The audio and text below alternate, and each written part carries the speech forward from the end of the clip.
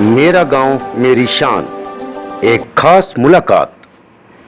नमस्कार दर्शकों, कार्यक्रम मेरा गांव मेरी शान में आज हम पहुंचे हैं गांव टीक में और हमारे साथ मौजूद हैं विकी समाज सेवी टी।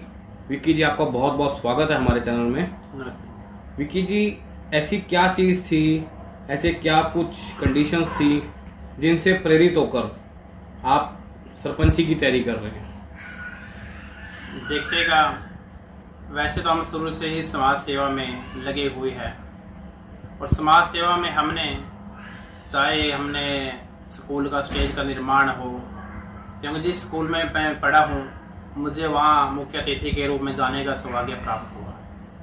तो उसमें जो हमने स्कूल टाइम से एक समस्या का अनुभव किया, वहाँ पर स्कूल में स्टेज नहीं थी, तो हमने वहाँ पर अपने स्टेज का निर्माण करवाया। और जो हमारे युवा साथी हैं गांव के, उनके खेल के लिए अब की बार फर्स्ट टाइम वो गांव में टूर्नामेंट करवा रहे थे कबड्डी का, तो वहाँ भी हमने उनका सहयोग किया।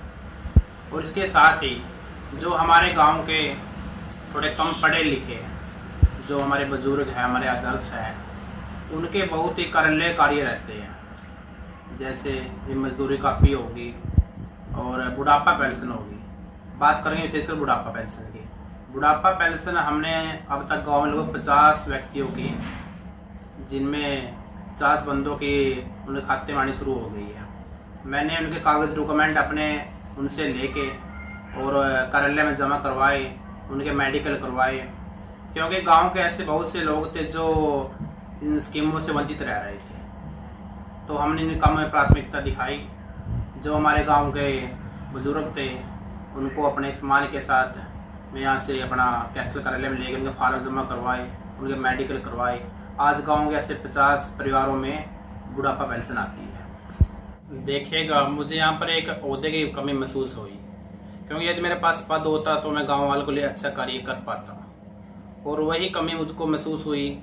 तो मैंने सोचा, साथियों ने कईयों ने सलाह मशवरा की, भी क्यों ना अब की बार आप गाँव का सरपंची का ही चुनाव लड़ लेते हैं, जिससे परमपिता परमात्मा की असीम कृपा से यदि गांव की सेवा करने का मौका मिला तो गाँव वासियों के हम अपने पद के साथ और डबल रूप में कार्य करेंगे।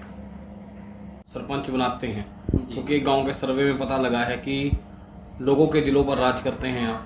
गांव में एक समाज सेवी के रूप में, एक मसीहा के रूप में नजर आते हैं। तो आपके ऐसे कौन से कार्य होंगे जो आप पैदा करना चाहेंगे? देखिएगा, पहली तो बात आपके दिलों पर राज करने वाली, एक मैं तो एक आम सा ही नागरिक हूँ, एक गांव का बेटा हूँ।